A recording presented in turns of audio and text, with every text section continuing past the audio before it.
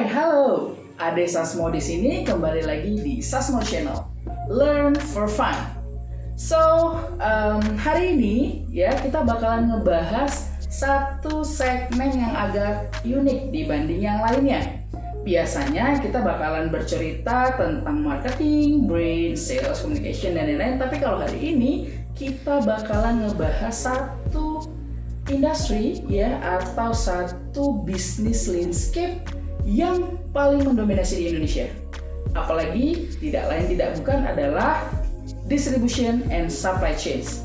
Hari ini kita bakalan ngomongin terkait tentang digitalisasi, distribusi, and supply chain.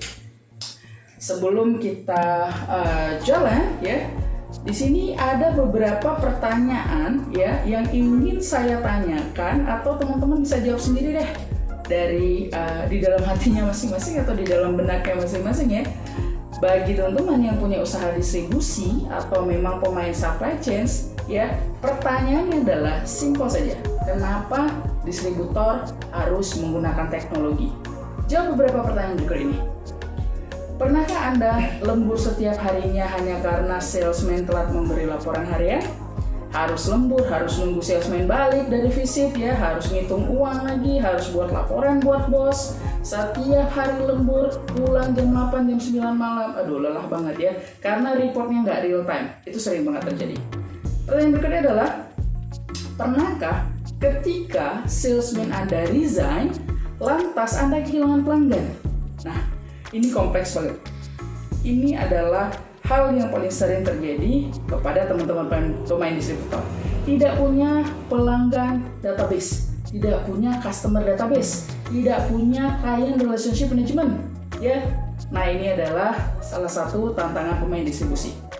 Ada lagi pertanyaan, pernahkah Anda merasakan bahwa arus informasi yang tidak efisien di perusahaan Anda?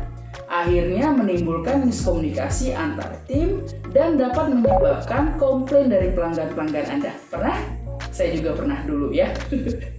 Kemudian pernahkah Anda merasa bahwa sales revenue secara laporan itu bagus banget, tapi kita sebagai business owner, distributor, kok nggak ngelihat ya mana ya keuntungan saya? Lack of cash flow. Dan yang paling penting adalah dari semua pemain distribusi itu terlalu fokus terhadap proses, tapi sering banget kelupaan bahwasannya pernah nggak sih Anda memikirkan diferensiasi atau pembeda perusahaan Anda dengan kompetitor sejenis? Hari ini saya bakalan share satu slide yang menurut saya ini bagus banget ya. Perbedaan tradisional supply chain versus digital supply chains. Di sini kita lihat ya, kalau di traditional supply chains ini terjadi yang namanya hierarki ya, mulai dari suppliers, manufacturers, transportation and logistics, retailers, baru sampai ke consumers. Ini adalah traditional way, teman-teman. Sorry, ini udah eranya teknologi for humanity, eranya teknologi for industry gitu.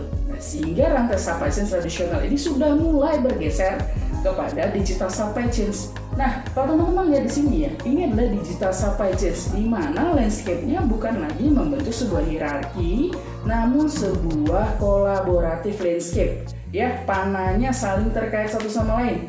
Ya, di rantai paling atas ada konsumen, ada manufaktur, ada suppliers, ada raw material, ada transportation, retailers, dan ada lagi yang namanya finished product. Jadi membentuk sebuah kesatuan dalam skema bintang seperti ini. Pembedanya apa? Kalau ini jelas hierarki dari atas ke bawah. Jadi supplier ada di atas, rantai pasoknya menurun sampai ke customer. Tapi lihat, digital supply chains, demand consumer itu ada di atas. Ya, demand ada di atas, supplier ada di kiri kanannya dengan menentukan forecasting ya untuk menentukan raw material, bahan baku dasar. Ya, sehingga forecasting bisa dibentuk untuk tahun depan sehingga bisa memprediksi raw material yang dibutuhkan dan di end of the day untuk finish produknya bisa menentukan yang namanya predictable revenue gitu. Dan di bawah ada supportnya dalam bentuk transportation logistics and teman-teman retailer yang akan membantu distribusi produknya.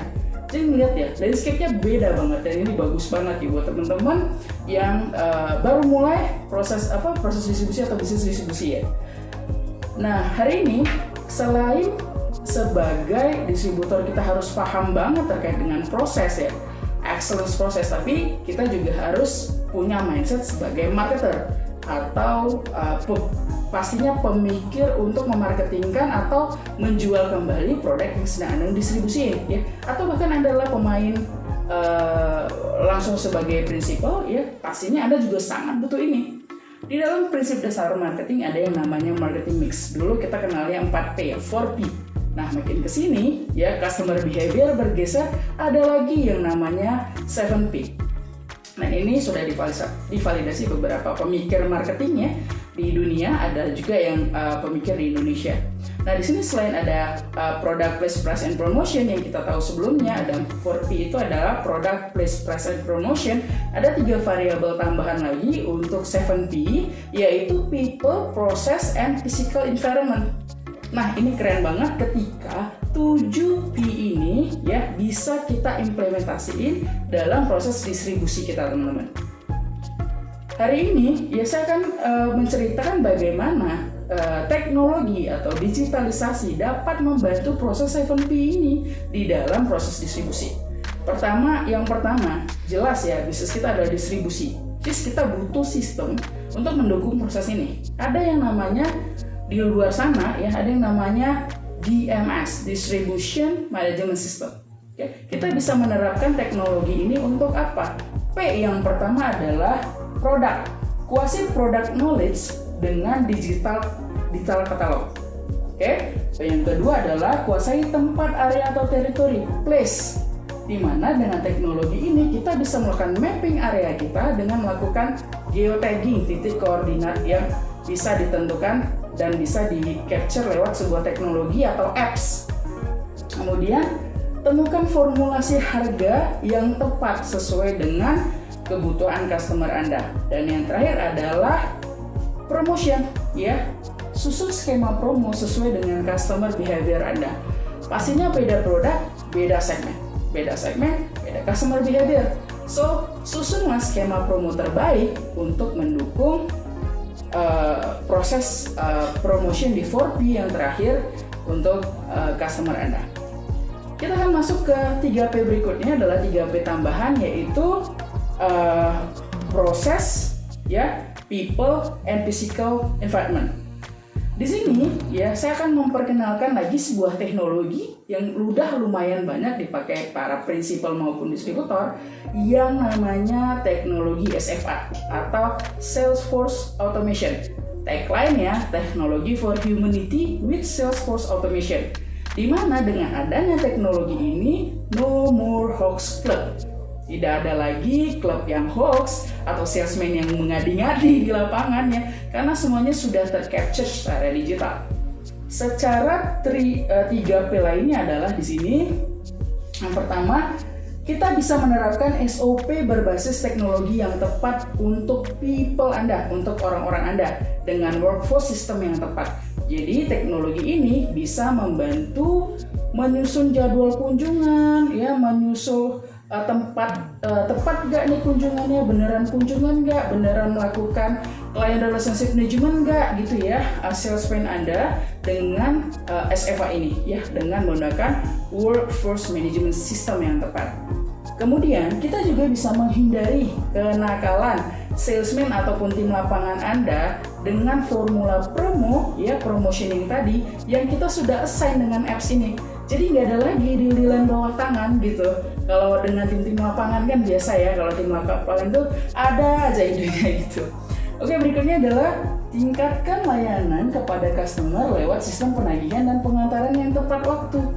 Di dalam supply chain ada yang namanya ETA, Estimated Time Arrival, di mana kita sudah bisa memprediksi barang ini bisa sampai hari apa, jam berapa, diantar oleh siapa. Nah, dengan workforce ini, dengan workforce management system ini, kita bisa sangat mengukur ETA tersebut untuk customer, dan kita juga bisa mengukur efektivitas kinerja tim pengantaran kita lewat apps ini. Gitu. Dan yang terakhir adalah dokumentasikan semua proses distribusi dengan teknologi, ya. excellent proses yang excellence. Ini akan memudahkan bisnis Anda berkembang lebih cepat, lebih hebat dari yang sebelumnya. Dan yang terakhir adalah e-commerce, ya. Ini mungkin terlepas dari 7P yang tadi kita obrolin, tapi yang harus kita ketahui bareng-bareng teman-teman sebagai pengusaha distribusi, kadang-kadang kita melupakan yang namanya kompetisi. Kita terlalu sibuk dengan proses sehingga kita lupa yang namanya kompetisi. Bahwasannya kita menjual produk yang sama dengan pemain sejenis. So, kita harus bisa menimbang menambah value kita dibanding dengan kompetitor-kompetitor kita lainnya. Di sini kita tidak bersaing secara produk, tapi kita di sini bersaing secara proses dan value. Nah, di sini ada satu apps yang keren banget menurut saya untuk perusahaan distribusi adalah apps yang bisa mendekatkan kita dengan pelanggan kita. Bisa jadi dengan kita develop e-commerce sendiri, tapi biasanya costly ya. Nah, ada banyak di luar sana teman-teman dari bidang teknologi yang membangun ini semua di dalam satu whole package, di dalam satu sistem ya yang terintegrasi mulai dari workforce system, proses di back office hingga juga komunikasi kita ke customer yang biasa dilakukan dengan WhatsApp, manual, ya chat, SMS dan yang sudah ketinggalan. Nah, mulai dari sekarang para outlet atau customer teman-teman itu bisa langsung download apps-nya dan mesen langsung sesuai dengan kebutuhan tokonya lewat di sini ya, lewat apps ini gitu. Dan apa yang bisa dikejar dari apps ini adalah menjawab tantangan omnichannel experience online dan offline. Jadi offline-nya dengan salesman, online-nya bisa order sendiri. Keren banget ya. Kemudian meningkatkan customer satisfaction dengan delivery story. Ya tadi ya seperti ATA ya, kepuasan pelanggan kita bisa tingkatkan di mana customer bisa cek ini barang saya sudah sampai di mana ya, sudah berapa banyak yang terkirim, sudah seberapa banyak sudah sampai di gudang saya dan lain-lainnya. Berikutnya adalah mempermudah proses order, tidak menunggu salesman datang, yaitu. Jadi ini bisa self order dengan e-commerce ini. Kemudian pembayaran yang real time dengan multi-channel finance support. Banyak produk fintech di luar sana sekarang yang mempermudah proses ini, mau ini secara TOP, COD maupun bon gantung ya, atau invoice financing. Itu saja tips dari saya untuk temukan teknologi yang tepat buat bisnis distribusi Anda, bisnis distribusi teman-teman.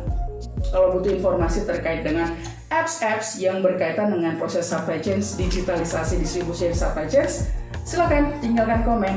Dan thank you for watching. Kembali lagi di sesi berikutnya.